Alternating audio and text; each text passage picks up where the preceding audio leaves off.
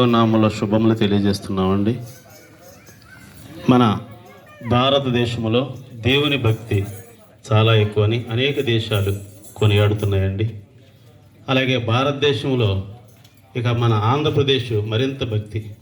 ఆంధ్రప్రదేశ్లో మన పశ్చిమ గోదావరి జిల్లా మరింత మంచి జిల్లా అని, అందులో మన గ్రామము ఎంతో ధర్మము చేసే గ్రామమని, ఎంతోమందికి సహాయం చేసే గ్రామమని మన గ్రామానికి మంచి పేరు ఉందండి.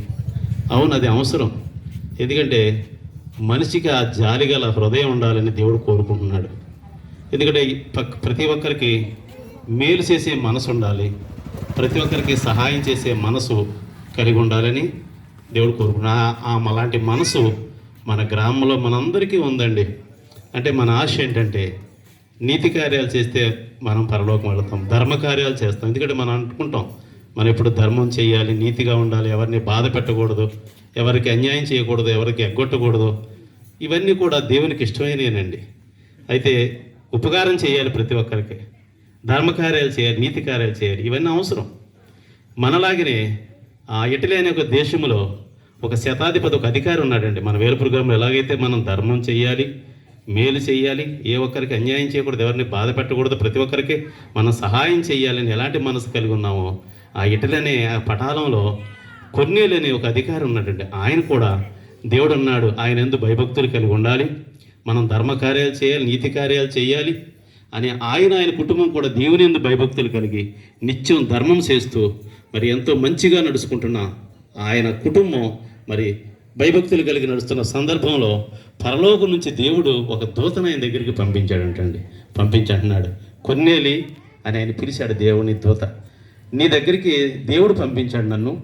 నీ నీతి కార్యాలు పరలోకం వెళ్ళి, నీ ధర్మకార్యాలు పరలోకం వచ్చినాయి, నీవు చేస్తున్న మంచి అంతా పరలోకం వచ్చింది. ఎందుకంటే మనుషులకు ఉపకారం చేయలేదు మంచిదే, కానీ నీ ఆశల్లా ఈ లోకంలోగా నేను నా కుటుంబం బాగోవాలి, ఈ లోకం విడిచిన తర్వాత ఆ పరలోకం వెళ్ళాలి, నీ వాస్తు చేస్తున్నావు కదా, నీవు చేసేవి పరలోకం చేస్తున్నాయి, కానీ నువ్వు పరలోకం రావాలంటే ఇవి సరిపోవు. ఇవి ఈ లోకంలో చెయ్యాలి, అవసరం, మంచిది, మంచి పేరు నీకు కలిగి ఉంటుంది, మంచివాడని ముందు చెప్పుకుంటారు, కానీ పరలోకం చేరాలంటే ఇవి సరిపోవు. నా సేవకుడు పలానా గ్రామంలో ఉన్నాడు, ఆయన పిలిపిస్తే ఆయన చెప్తాడు ఆ స్వర్గలోకం రావాలంటే నువ్వేం చేయాలో అని. అప్పుడు ఆయన ఆ సేవకుడికి కబురు పంపించాడు. ఆయన అధికారి కనుక ఇద్దరు మనుషులు పంపించి, ఎవరో సేవకుడు ఉన్నాడంట, దేవుడు ఆయన పిలిపించుకుని ఆయన చెప్పిన మాటలు విన్నమన్నాడు, ఆ ప్రకారం చేయమన్నాడు అన్నప్పుడు ఆ సేవకులు, ఆ పనివారు వెళ్ళి ఆ సేవకుడిని తీసుకొచ్చినాడు. ఆయన చెప్తున్నాడండి, ఆయన ఏమంటున్నాడంటే యేసుక్రీస్తు అందరికీ ప్రభు అని చెప్తున్నాడు. ఎందుకంటే ఆ సేవకుడు యూదుడు, ఆయన మనసులో ఇతరులకు చెప్పకూడదు, నా వాళ్ళకే నేను ప్రకటించుకోవాలి, ఆ ఇతరులకి ప్రకటించడం ఆయనకి ఇష్టం లేదు. కానీ ఎప్పుడైతే దేవుని దూత కొర్నేలు ఇంటికి వెళ్ళమని చెప్పిందో ఆయన వచ్చి చెప్తున్నాడు, యేసుక్రీస్తు అందరికీ ప్రభు, ఆయన ఎడల భయభక్తులు కలిగి ధర్మకార్యాలు చేస్తూ నీతి కార్యాలు చేసేవారిని ఆయన ఎప్పుడూ కాపాడుతాడు. కానీ పరలోకం వెళ్ళాలంటే మరి ప్రభు అయిన యేసునందు విశ్వాసం ఉంచాలి. ప్రభు అయిన యేసునందును విశ్వాసం ఉంచగలిగితే ఆ పరలోక రాజ్యానికి దొరుకుతుంది అని ఆ దేవుని దూత ద్వారా తెలియజేసినప్పుడు ఆయన మరి ప్రభు అయిన యేసునందు విశ్వాసం ఉంచి ఆయన కుటుంబం కూడా రక్షింపడినట్లుగా లేఖనాల్లో రాయబడి ఉందండి. మనం నీతి కార్యాలు, ధర్మ కార్యాలు చేయటం మంచిదే, వాటితో మనకి పరలోక రాజ్యం దొరకదు. కానీ పరలోక రాజ్యం కావాలంటే ప్రభు అయిన యేసునందు విశ్వాసం ఉంచాలని లేఖనాలు తెలియజేస్తున్నాయి. ఒకప్పుడు మేము కూడా ఇదేదో అన్యమతం అని, ఇది వేరే మరి దేశం నుంచి వచ్చిందని, ఇది మనకు సంబంధించింది కాదు, కడజాతి వారికి సంబంధించిన మతం అని మేమందరం ఒకప్పుడు దూరం పెట్టిన వారమే. మేమంతా మీ మధ్యన ఉన్న వారమే, మీ మధ్య తిరిగిన వారమే.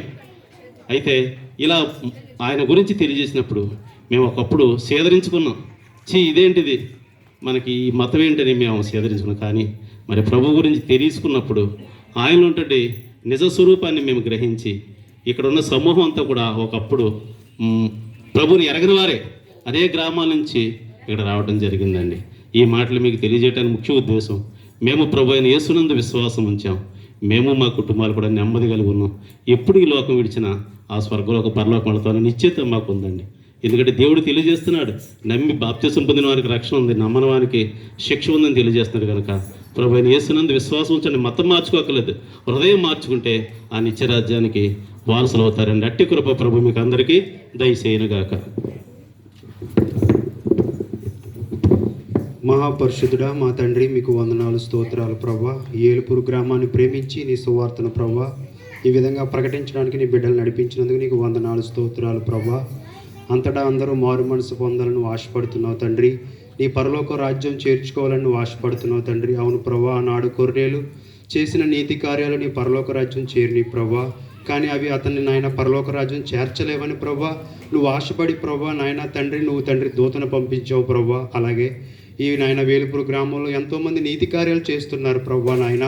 వాటి వల్ల వారు రక్షణ లేకపోతే నాయన నీ పరలోక రాజ్యం చేరని మరొక్కసారి నీ సువార్తను ప్రకటించడానికి పంపించావు ప్రభా.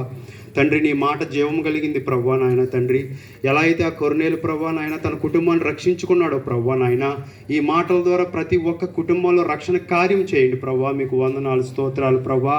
ఎన్ని నీతి కార్యాలు చేసినప్పటికీ ప్రభా తండ్రి, అన్నదానం, వస్త్రదానం తండ్రి, గోదానం, ఎన్ని దానాలు చేసినప్పటికీ ప్రభా మనిషిని రక్షించలేవని నువ్వు మాట్లాడావు ప్రభా. మనిషి తన పాపాన్ని తను తీసుకోలేడు ప్రభా నాయన. ఎవడైతే నేను పాపిని దేవాన్ని ఒప్పుకుంటాడో ప్రభా తండ్రి, వాడిని నువ్వు నేను చేర్చుకుంటాను అంటున్నావు ప్రభా నాయన. ఆ విధంగా ఈ గ్రామాన్ని రక్షించండి ప్రభా. నీ మాటలు కార్యం జరిగినట్లుగా ప్రభా, నీ మాటలు ఆలోచన కలిగినట్లుగా ప్రభా, నీవు నిజమైన దేవుడు అని, లోక రక్షకుడు అని ప్రభా నాయన. ఇహమందును పరమందును నువ్వు సహాయము చేసి మేలు చేసేవాడు అని తెలుసుకునే కృప ప్రతి బిడ్డకి దయచేయమని ప్రభా. నీ గొప్ప రక్షణ కార్యం ఈ వీధిలో ఉన్న ప్రతి కుటుంబానికి దయచేయమని తండ్రి. ఈ వీధిలో ఉన్న ప్రతి కుటుంబానికి మేలు చేసి మహిమ పొందమని యేసు నామమున ప్రార్థిస్తున్నాము తండ్రి. ఆమేన్.